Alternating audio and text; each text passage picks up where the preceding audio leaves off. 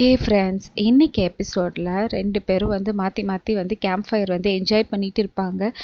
எனக்கு ரொம்ப சந்தோஷமாக இருக்குங்க இந்த மாதிரி இருக்கிறது சொல்லிட்டு சொல்லுவா. உடனே அன்பு நினைப்பான், இதுக்கே இவ இவ்வளோ சந்தோஷப்படுறாளே, நம்ம மனசில் இருக்கிறத மட்டும் இவகிட்ட இப்போ சொன்னால் இவ எவ்வளோ சந்தோஷப்படுவான்னு சொல்லிட்டு நினைப்பான். நினச்சிட்டு பேச ஆரம்பிக்கும் போது வந்து அடுத்த சீனில் வந்து கார்த்திக் வந்து காமிப்பாங்க. கார்த்திக் ரெஸ்டாரண்ட்லேருந்து வெளியே குதிக்கும் போது போலீஸ் போயிட்டு அவனை பிடிச்சிருவாங்க. பிடிச்சிட்டு திருடன் சார் சொல்லிட்டு பிடிச்சிருவாங்க.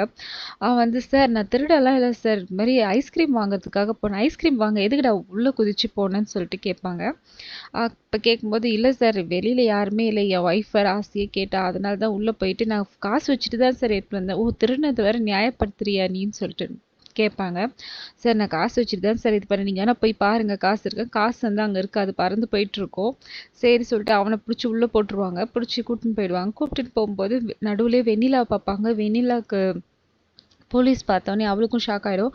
அவள் திடீர்னு ஒரு பிளான், மாஸ்டர் மைண்டில் ஒரு பிளானை போட்டு என்ன சொல்லிடுவா, குடிச்சிருக்கா மாதிரி ஆக்ட் பண்ணி போலீஸ்காரை கண்டபடி திட்டி விட்டுருவா. திட்டிட்டு நான் ஒன்றும் தனியாக வரல. அப்புறம் இன்ஸ்பெக்டர் கீழே இறங்கி வந்து, என்னம்மா என்ன பிரச்சனைன்னு சொல்லிட்டு கேட்கும்போது, சார் இவர் பாருங்கள் சார் என்கிட்ட ஒரு மாதிரி பேசின்னு இருக்காருன்னு சொல்லிட்டு அவரே ப்ளேம் பண்ண ஆரம்பிச்சிடும். உடனே அவர் சொல்வார், எல்லாத்தையும் நான் கேட்டுட்டு தான் இருந்தேன், ஏட்டு நீங்கள் இருங்கன்னு சொல்லிட்டு, நீ ஏம்மா தனியாக வந்தேன்னு. நான் தனியாக வரல சார், அவர் கூட தான் வந்தேன். யார் கூட வந்து, என் ஹஸ்பண்டு சார், உங்கள் ஹஸ்பண்ட் ஃபோன் நம்பர் கொடுன்னு கேட்கும்போது அன்போட ஃபோன் நம்பர் கொடுத்துருவா. அன்புக்கு ஃபோன் பண்ணி அன்பை வந்து போலீஸ் ஸ்டேஷனில் வர சொல்லிடுவாங்க. இவங்க 2 பேரும் ஜீப்பில் வந்து பார்ப்பாங்க.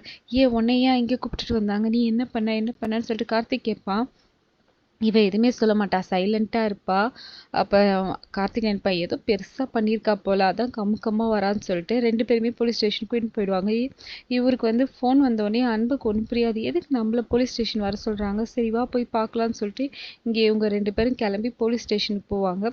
போலீஸ் ஸ்டேஷன் போனோடனே கார்த்திகை தான் ஃபஸ்ட்டு பார்ப்பாங்க. கார்த்திகை பார்த்தோன்னே, இவனை ஏன் சார் பிடிச்சின்னு வந்தீங்க, இவன் என் தம்பி சார் சொல்லிட்டு சொல்லுவாங்க.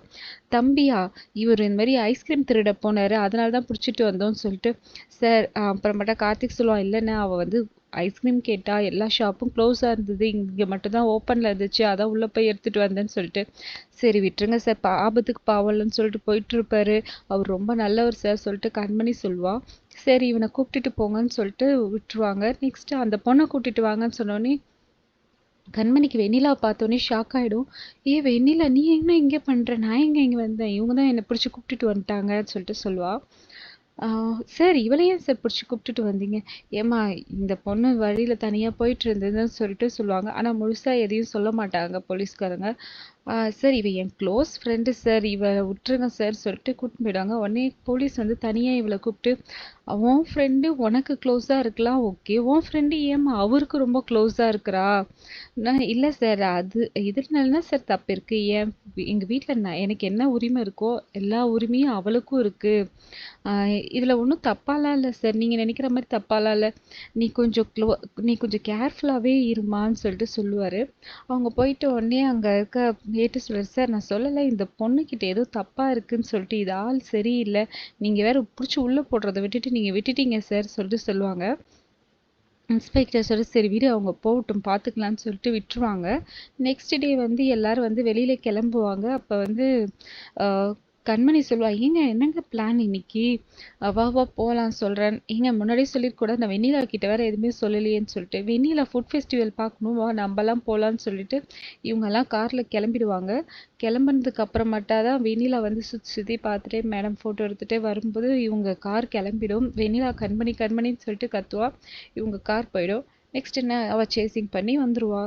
இன்றைக்கி எபிசோட் இதோட முடியுது. நெக்ஸ்ட் எபிசோடில் பார்க்கலாம். Thank you friends. இந்த வீடியோ பிடிச்சிருந்தா லைக் பண்ணுங்கள், சப்ஸ்கிரைப் பண்ணுங்கள், ஷேர் பண்ணுங்கள். தேங்க்யூ, பாய்.